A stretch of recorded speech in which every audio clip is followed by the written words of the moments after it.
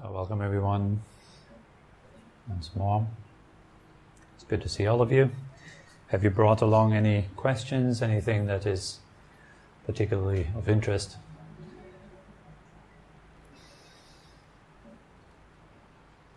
Can I ask a question? Sure. Emotional turmoil, when you're feeling very emotional, there's a lot of anxiety and change going on around you. What's the easiest way just to bring yourself back and try to get away from that mental turmoil? Mm-hmm.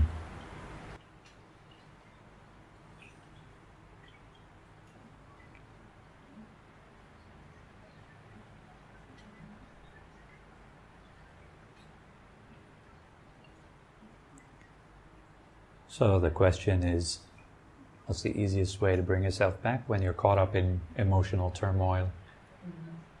Mm-hmm. Mm-hmm.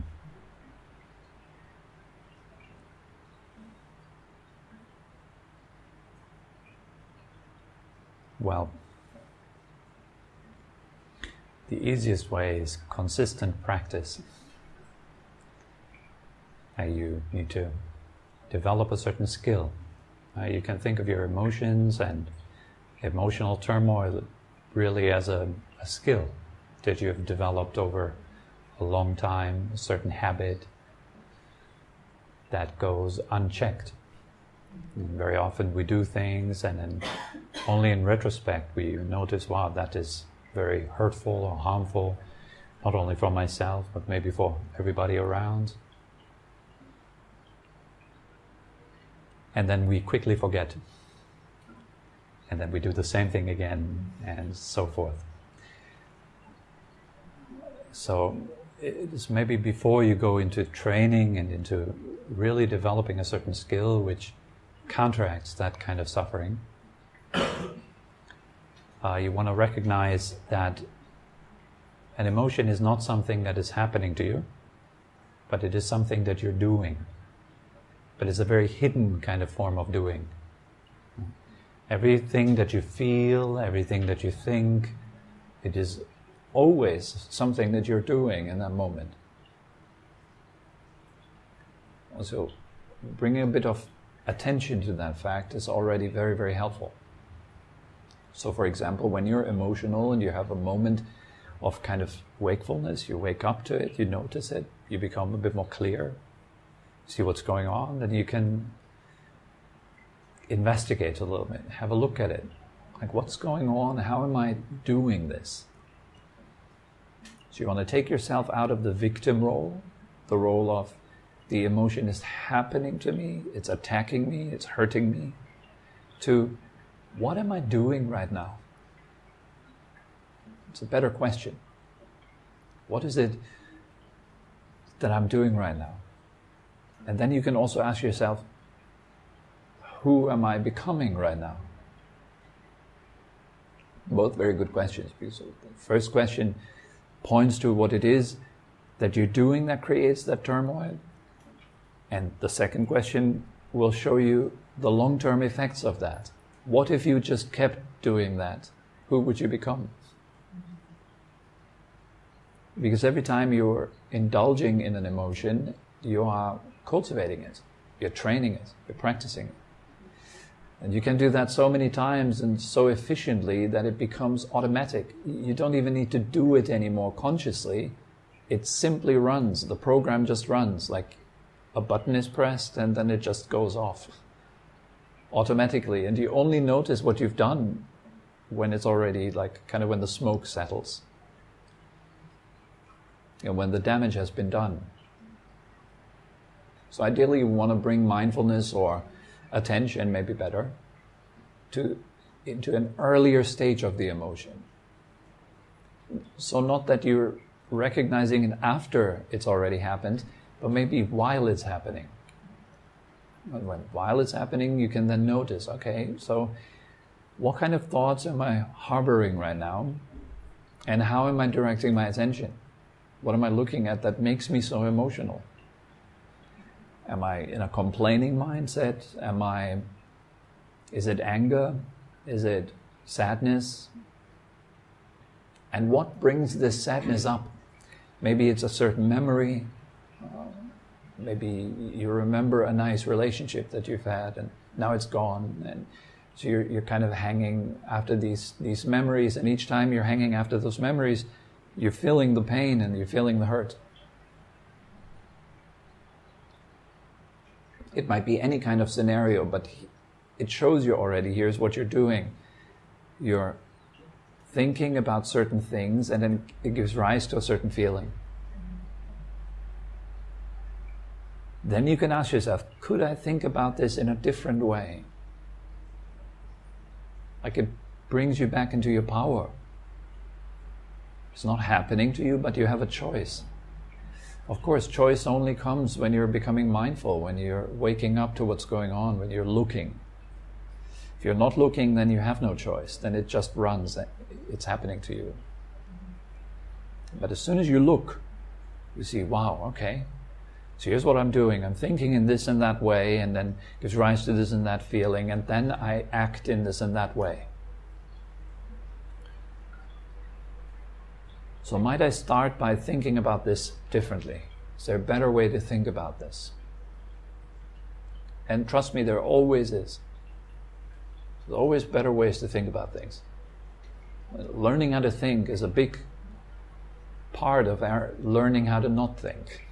Like going deeper into meditation and learning how to abandon all thought, how to go beyond thought, requires you to learn how to think properly first.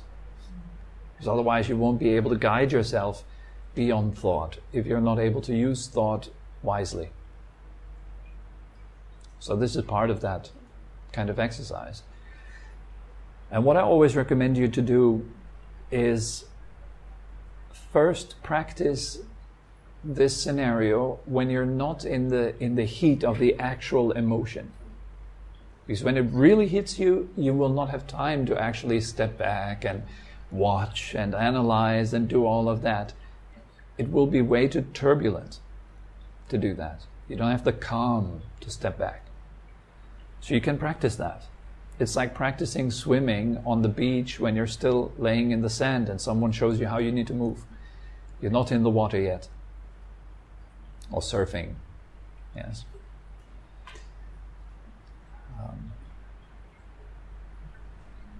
Now first you practice that. First you sit down, you think of this emotion that gives you trouble. You kind of artificially evoke it. You call it out of your mind. You summon it, the spirit of this emotion. You summon it. And then you have a look. Because now it's kind of like a practice environment. If you do that a lot, then when it really hits you, you will act differently. I promise you that. If you do that once a day, think of your emotion. There is that particular emotion that I struggle with so many times. Like let it be anger, for example. And it always comes up in certain situations. So next time it comes up, I want to do this and that. And then see yourself doing this internally. It'll give you a huge advantage. I personally do that a lot. So for example, I think of horrifying situations that might happen to me in the future. The cancer diagnosis, a car accident, losing my wife. I go into the hardest possible scenarios. And then I see myself as I react to them in a good and skillful and meaningful way. Like for example, I get the cancer diagnosis and I feel totally relaxed about it in the inside, realizing at that moment that this is normal. It's part of life. It's not something going wrong. It's normal. People get old, they get ill, they die. This is what is supposed to happen. But I can react to that differently, kindly, with openness, relaxed. I don't have to put on top of the diagnosis anger, hate, fear, making it all worse, right? That is not necessary. And it works. We just recently had a car accident with a truck hitting us. And I remember many, many times that I thought of this. If something happens like that, I will react calm and composed. Like I think, how would my teacher react? How would the people I respect react? And voila, I could stay calm and composed after the crash. I saw, that's normal. Things like this do happen. And I have the choice now to relax or to freak out, because I'm mindful enough and present enough to realize what I'm doing right now. So everything slows down. So it gives you this advantage, right, if you practice, particularly with these emotions that keep coming back and that might hurt you or other people around you. It is a wise thing to look at ourselves and understand what we're doing to ourselves. As soon as you can understand that, you can let go of what hurts you and you can practice what helps you. That, in my opinion, is kind, is loving, is caring. And some people will ask, well, isn't this kind of a bad visualization if you constantly think about, accidents that might happen to me, to you, and then not at all. I know that life is not supposed to be free of problems. There are problems in life, and I see problems as an opportunity for growth. And so I practice like that. It helps me to deal with problems when they come in good ways. And you all can do that, if you want to. Or you can simply react. This is what most people do, right? Like, you react unconsciously. Just the old program kicks in. So this is the difference. Mindfulness, awareness, a sharp mind allows you to slow down and create goodness in that moment. So let go of your tension.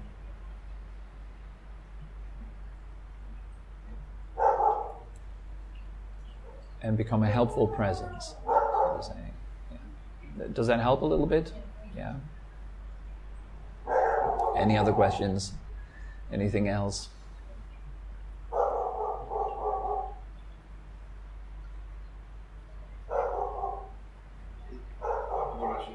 Yes. I think we spoke previously actually about the, it sounds similar to the kind of fireball metaphor that you kind of taught me, Is that the kind of practice you mean? Or is it not? Oh, okay. Yeah. You can elaborate on that. Is that connected or am I slightly? That is connected also, yes. It's a nice addition to that, actually. So when you're feeling an emotion, a very intense emotion, usually what we do is we are becoming tense around it. Or we're kind of encapsulating it in tension. Why would we do that? Physically, actually, we do that. If you pay attention, when a strong emotion comes up in you, what do you do with your body? You're tightening your muscles around the area where you're feeling it, right? This is a protective mechanism. You just don't want to feel this. So your body reacts to protect you from that kind of feeling. What you want to do here is counterintuitive. When you're encapsulating fire and you're putting it into a tight, closed spot, it becomes explosive. So what you want to do here is open up to it. This is what we usually don't want to do, particularly with like really nasty emotions like hate, anger, rage, sadness and all that kind of stuff, that we don't want to feel these things, but we all have them. All it needs is someone pushing that button. And I guarantee you it comes up for anybody, for all of us. Toughest emotions, deepest fear and so forth. We all have it. It's dormant for most of us. But when it comes up, it has force. And that force is destroying you if you're holding it in you. So what you want to do is you want to release it. And in order to release it, you need to open up to it. So you start from the body. It's very physical work. It's not just only in the mind and, these kind of things. It's very physical. So you want to relax your body. Relax the muscles, open up the muscles, and open up to this emotion. Surrender to it in a way. Almost letting it overwhelm you. But it won't overwhelm you. It can't. You're giving it space. It can't. The more space you give it, how can you overwhelm space? It's impossible. The more space you have, the less you can't be overwhelmed. If you become space itself, you can't overwhelm that. Then emotions will pass through you. They might kind of evaporate in you. But they cannot crash into you. The pressure doesn't push against the encapsulation. It simply disperses in space. Does that make sense? So this is what you practice physically, mentally, emotionally. You open up to it and you give it attention. The more horrifying the emotion is that you open up to it, the greater the transformation. We know this, I think, in the Jungian system they call about like the integration of the shadow. What you're doing here that is shadow work. So when you're in fear, when you're in uncertain times, when it's difficult, when it's tough, and you're able to open up to that, accepting it, giving it space, your growth is massive. But it's very difficult. So when you're challenged hard, then you have a huge opportunity for growth. So with the worst news in your life, the worst losses, comes the greatest chance for transformation. Because the energy that is contained, let's say, in pure rage or hate or anger, the energy that is contained in it could be transformed and come back into you. But it's now cut off. The shadow is something, it's an energy that is cut off from you. It cannot nourish you because you're keeping it away. And if you let it in and you open up to it and you receive it with kindness and spaciousness, that energy will return to you. It turns into creative energy again. So it's available for you.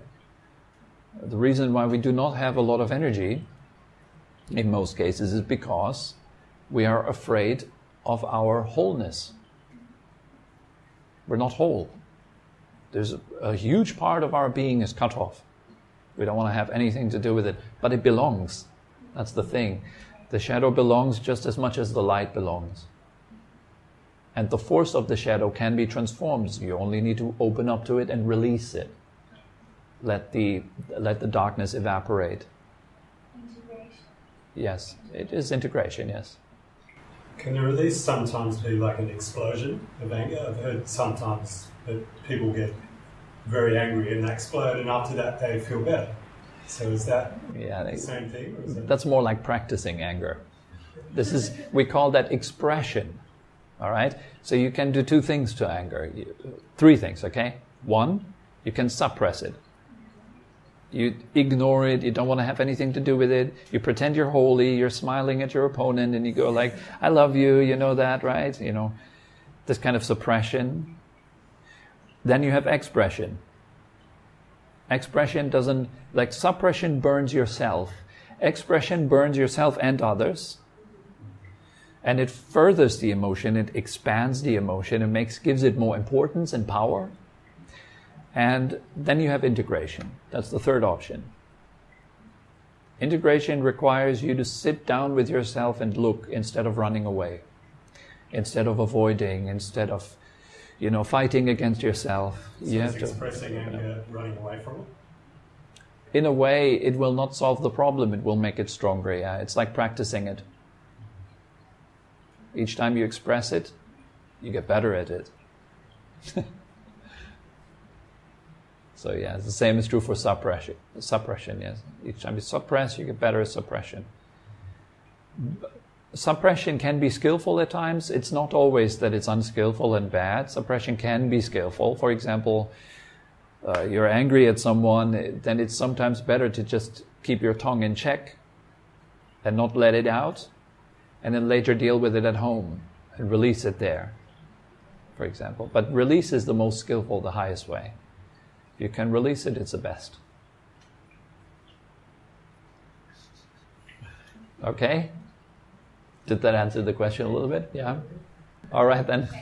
Thank you very much for coming. Have a wonderful weekend.